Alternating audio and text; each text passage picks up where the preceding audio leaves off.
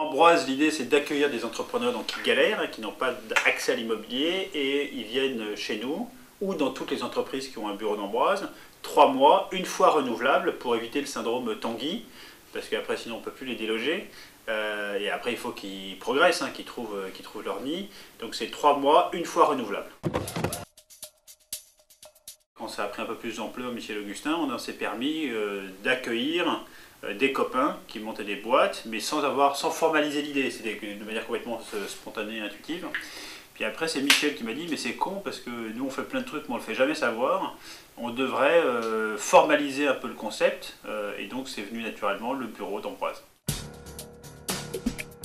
C'est un vieux copain de lycée qui s'appelle Ambroise, qui est un entrepreneur multirécidiviste, et qui lui nous racontait toujours qu'il avait commencé sa première boîte sur son sofa défoncé, qu'il avait eu beaucoup de problèmes pour accéder à l'immobilier. Elle commence avec un bureau, une chaise, un téléphone, une connexion internet, un petit caisson qui ferme à clé, et après évidemment à l'accès à toute l'infrastructure de l'entreprise, éventuellement une petite salle de réunion, la photocopieuse, la machine à café.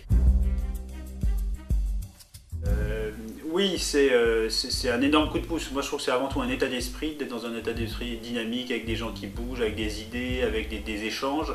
Donc c'est pas mentorat, parce que c'est avant tout une aide matérielle, mais il y a aussi une aide psychologique, parce que nous on va accueillir quelqu'un, je crois, qui ne partage pas du tout notre secteur d'activité. Donc techniquement on va être assez mauvais pour l'aider, puis c'est pas vraiment notre job, mais je trouve que c'est avant tout une aide matérielle et psychologique. Elle se fait en fonction des affinités. En fait, on demande à l'entreprise qui a un bureau d'Ambroise, on lui envoie une candidature, puis c'est le chef d'entreprise ou la responsable qui décide. Donc c'est en fonction des affinités personnelles, éventuellement en termes de business, en termes de proximité géographique. Voilà. Donc il y a plein de critères, mais c'est plein de critères, mais qui sont libres à l'appréciation du chef d'entreprise, de la personne qui gère le bureau d'Ambroise. Maintenant est sur IP, ça coûte rien. Sortir 2 photocopies en plus par jour, ça va pas très loin. Donc c'est vraiment un coût marginal, et je trouve qu'aujourd'hui, et c'est pas uniquement parce que c'est un peu la crise, c'est qu'on est quand même, on doit être capable tous de faire ce petit effort financier marginal, parce que le bureau, on ne demande pas aux gens de chasser quelqu'un de chez eux ou de licencier quelqu'un pour avoir un bureau libre. C'est les gens qui ont un bureau libre. Donc c'est vraiment un effort financier marginal. Voilà.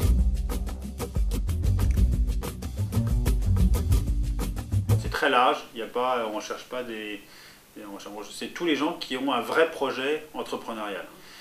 Des gens qui ont vraiment envie, des gens qui sont vraiment dans une logique de création et avec un projet sérieux.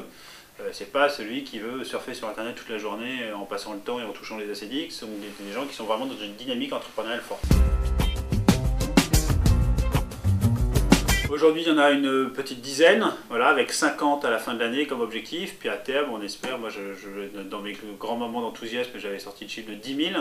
Donc on va voir, mais aujourd'hui, l'association est bien créée, il y a bien quelqu'un qui s'en occupe à plein temps. Donc l'objectif est simple, c'est faire parler de l'association pour la faire connaître, avoir des Ambroises qui postulent, des entreprises qui offrent des bureaux, et avoir un peu de moyens pour pouvoir faire connaître cette association.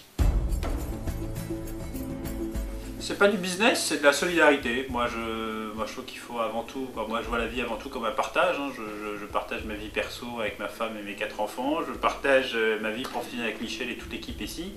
Et je trouve qu'on est quand même avant tout ici pour apporter des choses aux autres. Moi la grande question qui me hante, c'est qu'est-ce que je fais pour les autres. Donc on essaie de faire des choses pour les autres au sein de Michel Augustin et aussi en dehors avec le bureau d'Ambroise.